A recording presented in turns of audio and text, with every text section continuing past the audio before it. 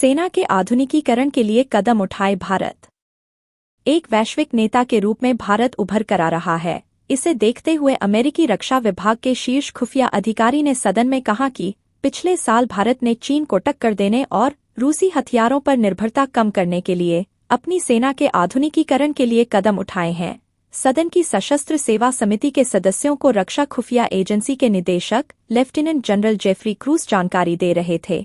इस दौरान उन्होंने कहा, पिछले एक साल के दौरान भारत ने G20 आर्थिक सम्मेलन की मेजबानी करके खुद को एक वैश्विक नेता के रूप में दिखाया है। इसके साथ ही पूरे हिंद प्रशांत क्षेत्र में चीन की peoples of republic of China गतिविधि का मुकाबला करने की अधिक इच्छा दिखाई है। उन्होंने कहा कि भारत ने प्रशिक्षण और रक्षा बिक्री के माध्यम से फिलीपींस जैसे क्षेत्रीय दक्षिण चीन सागर के दावेदारों के साथ हिंद प्रशांत क्षेत्र में साझेदारी को उन्नत किया है। साथ ही अमेरिका, ऑस्ट्रेलिया, फ्रांस और जापान के साथ सहयोग को गहरा किया है। क्रूस ने कहा, पिछले साल भारत ने चीन को टक्कर देने और रूस के हथियारों पर निर्भरता कम करने के लिए अपनी सेना के आधुनिकीकरण के लिए कदम उठाए।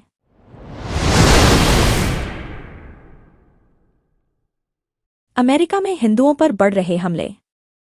अमेरिका में हिंदू धर्म और हिंदुओं के खिलाफ हमलों में वृद्धि देखने को मिली है। इसे देखते हुए भारतवंशी सांसद थानेदार ने चिंता जताई है। उन्होंने इसे बड़ी साजिश करार दिया है।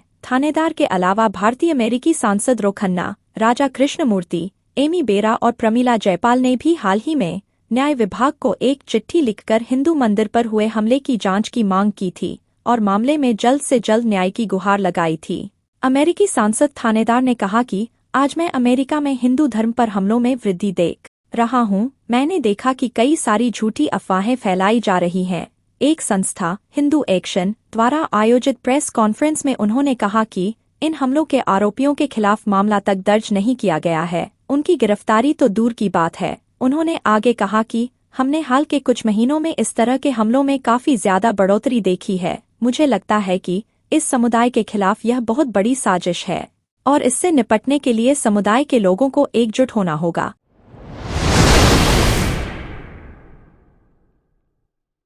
मोदी के खिलाफ हाई कोर्ट में याचिका दायर।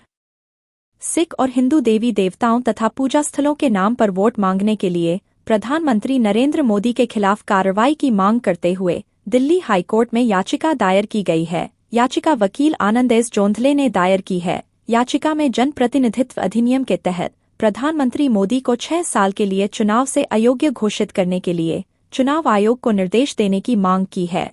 साथ ही धार्मिक देवी देवताओं और पूजा स्थलों के नाम पर वोट मांगने से रोकने का आदेश देने को कहा गया है। याचिकाकर्ता ने पीएम मोदी के 9 अप्रैल को उत्तर प्रदेश के पीलीभीत में दिए भाषण का हवाला दिया है। जोंधले ने कहा कि भाषण के दौरान पीएम मोदी ने मतदाताओं से हिंदू देवी देवताओं और हिंदू पूजा स्थलों के साथ साथ सिख देवताओं और सिख पूजा स्थलों के नाम पर भाजपा को वोट देने की अपील की।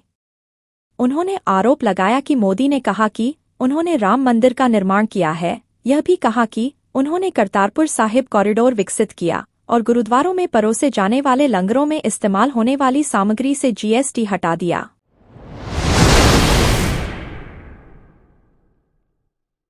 बसपा ने सपा के सामने बदला उम्मीदवार। लोकसभा चुनाव को लेकर बहुजन समाज पार्टी ने 11 और उम्मीदवारों की लिस्ट जारी कर दी है। मैनपुरी सीट से बसपा ने उम्मीदवार बदल दिया है। जौनपुर से बाहुबली धनंजय सिंह की पत्नी श्रीकला सिंह को टिकट दिया गया है। जानकारी के अनुसार बसपा ने यह 5वीं सूची जारी की है। इस सूची में 11 उम्मीदवारों के नाम का ऐलान किया गया है। बदायूं से मुस्लिम खां, बरेली से छोटेलाल गंगवार को मैदान में उतारा है। सुल्तानपुर से उदराज वर्मा और फर्रुखाबाद सीट से क्रांति पांडेय को टिकट मिला है। बांदा से मयंक द्विवेदी और डुमरियागंज से ख्वाजा शमसुद्दीन चुनाव लड़ेंगे। बलिया से लल्लन सिंह यादव और जौनपुर से श्रीकला रेड्डी पत्नी धनंजय सिंह को चुनाव मैदान में उतारा है। गाजीपुर से सपा प्रत्याशी और सांसद अफजाल अंसारी के सामने उमेश कुमार सिंह चुनाव लड़ेंगे। वाराणसी सीट से पीएम मोदी के सामने अतहर जमाल लारी को उतारा गया है। मैनपुरी सीट से सपा प्रत्याशी और सांसद डिम्पल यादव के खिलाफ बसपा ने अपना उम्मीदवार बदला है। गुलशन देव शाक्य का टिकट काट दिया है। उनकी जगह शिव प्रसाद यादव को टिकट दिया गया है।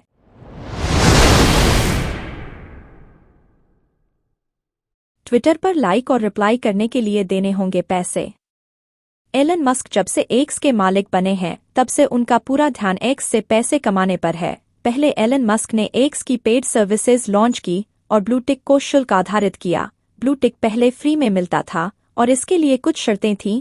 मालिक बनने के बाद एलन मस्क ने शर्तों में बदलाव किए और ब्लू टिक को पेड किया। अब एलन मस्क ने नए यूजर्स के लिए एक बड़ी प्लानिंग की है। एलन मस्क ने कहा है कि एक्स पर आने वाले नए यूजर्स को पोस्ट करने के लिए पैसे देने होंगे और यह एक मामूली राशि होगी। हालांकि उन्होंने यह नहीं बताया है कि इसकी फीस क्या होगी। एलन मस्क का मानना है कि फीस लगाने के बाद बॉट और फेक अकाउंट्स से होने वाले पोस्ट में कमी आएगी, क्योंकि फिलहाल कोई भी नया अकाउंट बनाकर किसी के भी पक्ष में पोस्ट कर रहा है। एलन मस्क ने कहा है कि बॉट को रोकने का यही एकमात्र तरीका है। एक्स की नई पॉलिसी के मुताबिक एक्स पर पोस्ट करने, किसी के पोस्ट को लाइक करने, किसी पोस्ट को बुकमार्क और किसी पोस्ट पर रिप्लाई करने के लिए पैसे देने होंगे।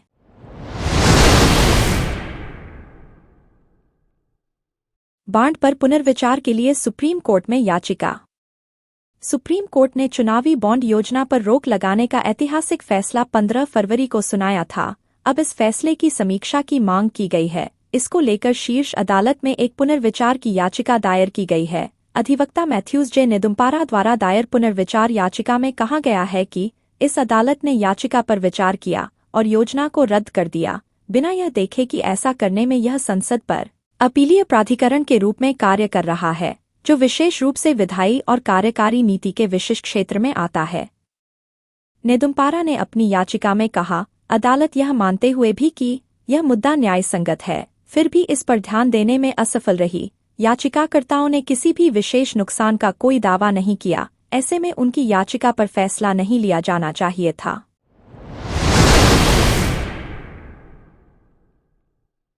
मणिपुर के मुख्यमंत्री ने कांग्रेस पर साधा निशाना। मणिपुर के मुख्यमंत्री एन बीरेन सिंह ने राज्य में शांति बहाल करने के आश्वासन के लिए केंद्रीय गृह मंत्री अमित शाह को धन्यवाद दिया और कहा कि उनके दौरे ने लोगों के बीच भरोसा पैदा किया है। उन्होंने राज्य में हिंसा के लिए कांग्रेस पार्टी को दोषी ठहराया और कहा कि अगर देश की सबसे पुरानी पार्टी ने सीमा पर बाड़ नहीं लगाई होती तो प्रवासियों की आमद को रोका जा सकता था। एक इंटरव्यू में बीरेन सिंह ने कहा, मणिपुर के लोग इसी का इंतजार कर रहे थे कि गृह मंत्री आएं और कुछ भरोसा दिलाएं। उन्होंने सीमा पर बाड़ लगाने, फ्री मूवमेंट रिजीम और अवैध प्रवासियों के बारे में सब कुछ कहा, लेकिन सबसे खास बात उन्होंने यह कही कि मणिपुर में शांति बहाल करते समय राज्य की एकता और अखंडता को नहीं छुआ जाएगा। जब तक भाजपा है, मणिपुर को कुछ नहीं होगा।